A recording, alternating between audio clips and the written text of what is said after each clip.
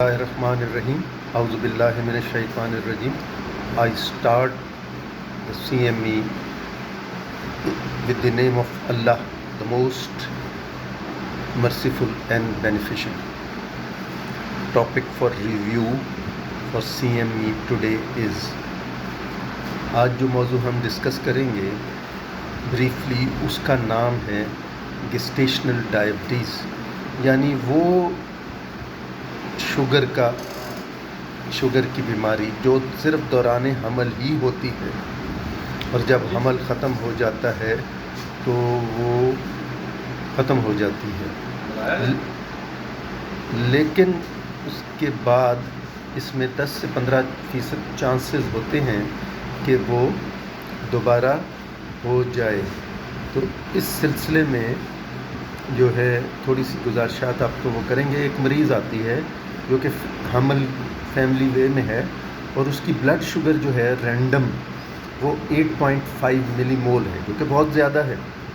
تو اس سے کیا ثابت ہوتا ہے؟ اس سے یہ ثابت ہوتا ہے کہ اس کو گیسٹیشنل ڈائبٹیز سجیسٹو ہے، کنفرمیٹری نہیں ہے۔ تو اس سلسلے میں ہمیں کیا کرنا ہوتا ہے؟ ہمیں سب سے پہلے اس کو جو ہے ایک ٹیسٹ ہوتا ہے،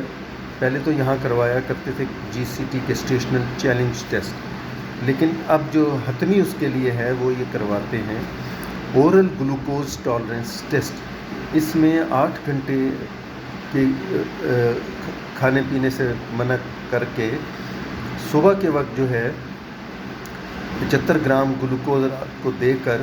اس کا ٹیسٹ کیا جاتا ہے، اور اس کے بعد 1 گھنٹے پہلے فاسٹنگ، پھر 1 گھنٹے بعد، پھر 2 گھنٹے بعد، اور پھر 3 گھنٹے اور 4 گھنٹے بعد تک اس کے شوگر کے لیولز دیکھے جاتے ہیں۔ جو ڈائبیٹک ہوتے ہیں اور خاص طور پہ گیسٹیشنل ڈائبیٹک، ان میں یہ لیولز بہت زیادہ رہتے ہیں۔ اس کا جو ہے اس سے یہ پتہ چل جاتا ہے کہ یہ پیشنٹ نارمل ہے یا امپیئرڈ اس کی جو ہے وہ ڈائبٹیز ہے، یا اس کو گیسٹیشنل ڈائبٹیز ہے یا فرینک ڈائبٹیز ہے۔ اب اس ایسے مریض کا اب ہم نے کرنا کیا؟ تو یہ تو آپ کو معلوم ہے کہ یہ جو ہے اس کا ہمیں گیسٹیشنل ڈائبٹیز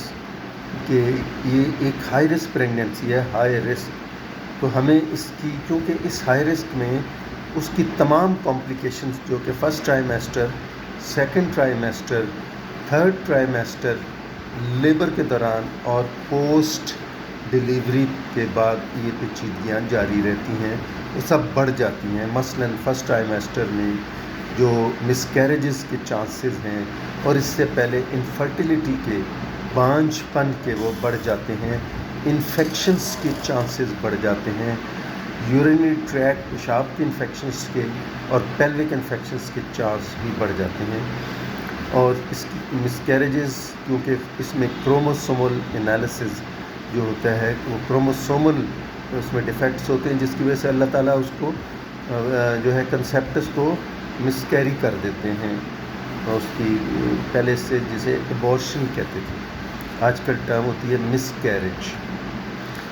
اس کے بعد یہ ہائپریمیسس گریویڈیرم، یہ بھی زیادہ ہوتی ہے۔ مولر پریگنینسیز وغیرہ بھی جو ہے ان کا انسیڈنس اس میں بڑھ جاتا ہے۔ سیکنڈ ٹرائیمیسٹر کی اس میں جو ہے pregnancy induced hypertension, gestational hypertension, یہ بھی چیزیں، اور اس کے علاوہ پری ٹرم لیبر اور پلیسنٹا پریویا اور ایبرپشن، اور تھرڈ میں بھی پری ٹرم لیبر، ٹرم پہ labour, preterm rupture of membranes, malposition, malpresentations, اور اس میں اس سے پہلے کنجینیٹل اناملیز اور کارڈک اناملیز، کیونکہ ڈائبٹیز کی وجہ سے کارڈک اور مسکولوسکیلیٹل اور ادر اناملیز کے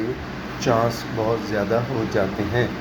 تو اس سلسلے میں بڑی ہائی رسک پریگنینسی کی مانیٹرنگ ہوتی ہے، جس کو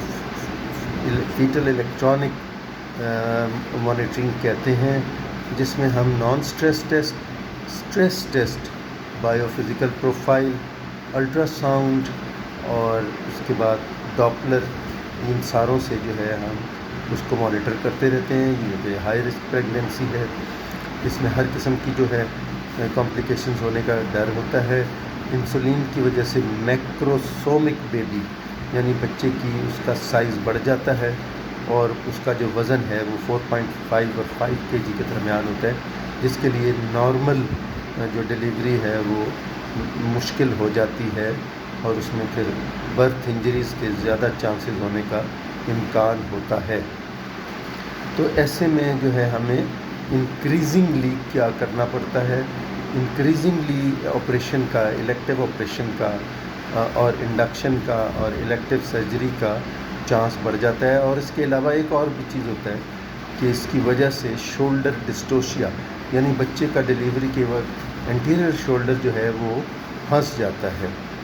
یہ بھی ایک ایمرجنسی ہوتی ہے۔ اگر اس میں وہ جلدی نہ کریں تو اس میں جو بچے کا سر ہے وہ بار بار آگے نمودار ہوتا ہے، پھر اندر چلا جاتا ہے، اس کو ٹرٹل سائن کہتے ہیں۔ تو پھر اس میں ہمیں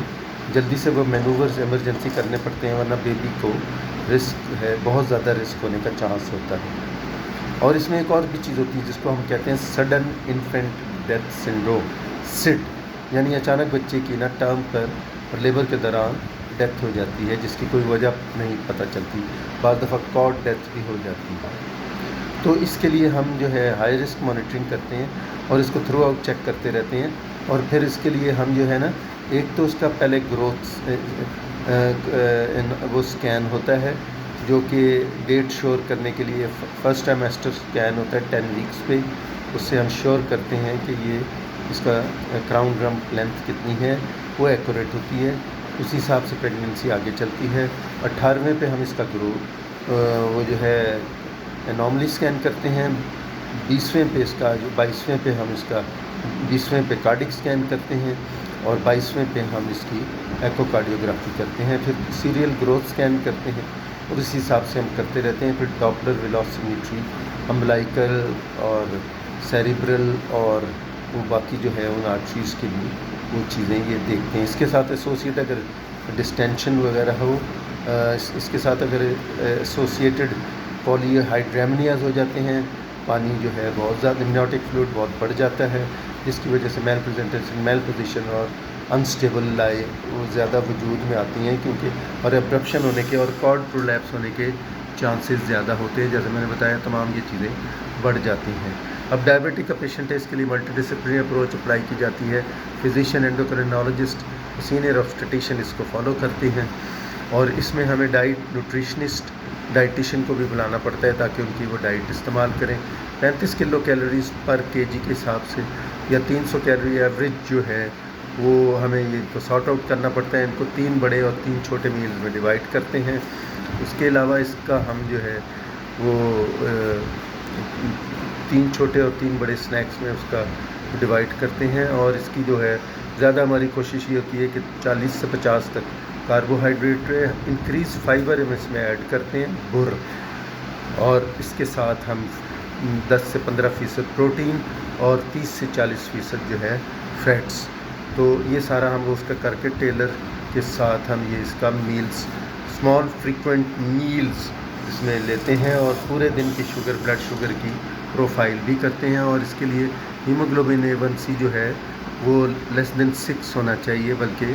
5.5 سے بھی کم آئیڈیلی، تو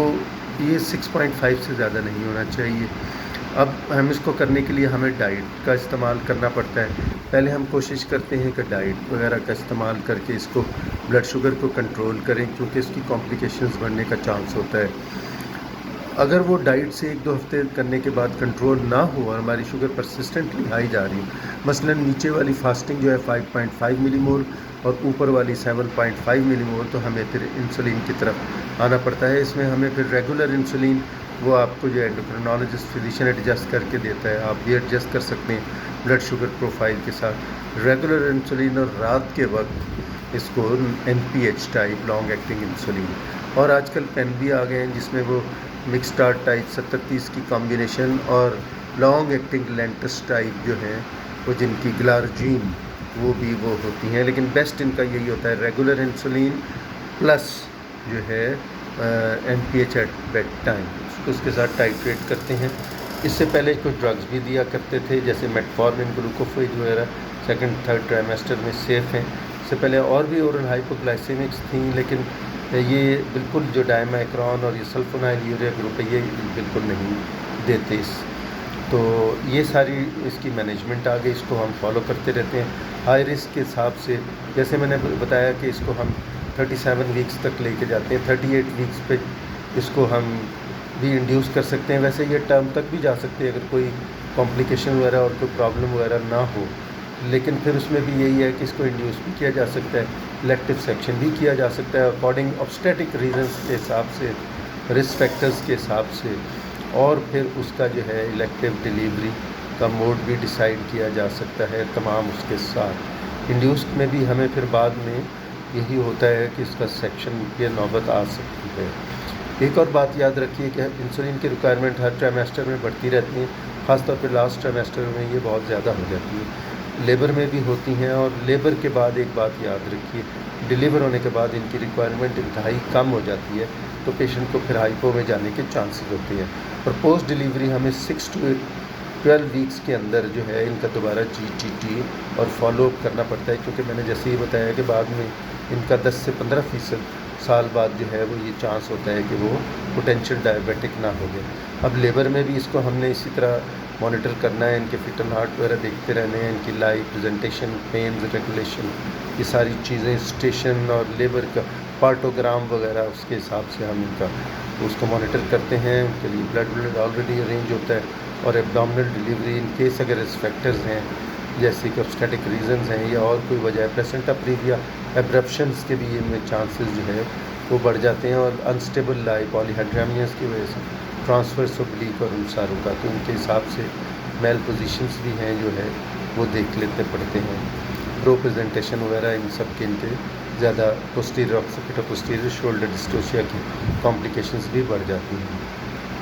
بیبیز کا بھی اس میں یہ ہوتا ہے، اس کا بھی رسک ہوتا ہے، اس کو بھی پیڈیٹیشین کو دیکھنا چاہیے، ریسسٹیٹ کرنا چاہیے، اور اس کے ہائپوگلائسیمیا ہونے کے، ہائپوکیلسیمیا ہونے کے چانسز ہوتے ہیں بار بار. تو اب آ گیا لیبر میں آپ نے کیا کرنا ہے کہ جو سمپل اس پہ ڈائٹ پہ مینٹین ہوتے ہیں، یا پری ڈائبٹیز یا امپیئر ڈائبٹیز وغیرہ، ان کو تو ضرورت نہیں پڑتی، سلائڈنگ اسکیل ان کے لیے بھی ہم یوز کر سکتے ہیں انسولین کا. لیکن جو فرینک ڈائبٹیز ہیں اور جو گیسٹیشنل ڈائبٹیز ہیں جو انسولین وغیرہ پہ ہوتی ہیں، تو اس کے لیے ہمیں انسولین کے تھرو ٹائٹریٹ کرنا پڑتا ہے لیبر میں، اور وہ انسولین انفیوژن پمپ ہوتا ہے جس کو ہم اپلائی کرتے ہیں، اس کے تھرو ہم ٹائٹریٹ کر سکتے ہیں، پورے دن کی بلڈ شوگر پروفائل الگ الگ کرتے ہیں. اس کے ساتھ ہم یہ بھی کرتے ہیں کہ 10 یونٹس انسولین جو ہے ریگولر انسولین وہ ہم نارمل سیلائن میں ڈال دیتے ہیں، اور اس کے ساتھ سے اس کو ٹائٹریٹ کرتے ہیں بلڈ شوگر کے حساب سے. اگر وہ 6 سے 4 سے زیادہ ہوں تو ملی مول سے زیادہ ہوں تو ہم اس کو، اگر اس سے زیادہ ہو تو اس کی ڈبل ڈوز کر دیتے ہیں، اگر اس سے کم ہو تو ہاف کی ڈوز کر دیتے ہیں، تو اس حساب سے ٹائٹریٹ کرتے رہتے ہیں. آخر میں اس میں ڈائبیٹک کیٹوسیڈوسس ہونے کے بھی چانسز ہوتے ہیں، لیکن پریگنینسی میں ذرا یہ وہ بھی ایک ڈائبیٹک ایمرجنسی ہوتی ہے، اس کو پھر ICU میں ملٹی ڈسپلنری اپروچ کے ساتھ ٹریٹ کیا جاتا ہے. اس کے بعد آ جاتی ہے دوسرے، اس کے ساتھ ساتھ یہ بھی ضروری ہوتا ہے کہ آپ نے ایک طرف اس کی انسولین کی ڈرپ انفیوژن آن کی، تو دوسرے طرف 5 to 10% ڈیکسٹروز کی ڈرپ بھی آن کرنی پڑتی ہے لیبر کے دوران، کیونکہ پیشنٹ جو ہے وہ ہائپو میں بھی جا سکتا ہے. تو یہ منی ریویو تھا تھوڑا سا گیسٹیشنل ڈائبٹیز کے بارے میں. ڈسکس ہم بعد میں اس اور ڈیٹیل میں کریں گے. تو پھر جو ہے جانے سے پہلے آپ کا ایک ٹیک اوے میسیج ہے کہ please pray, praise, trust, love and worship Allah.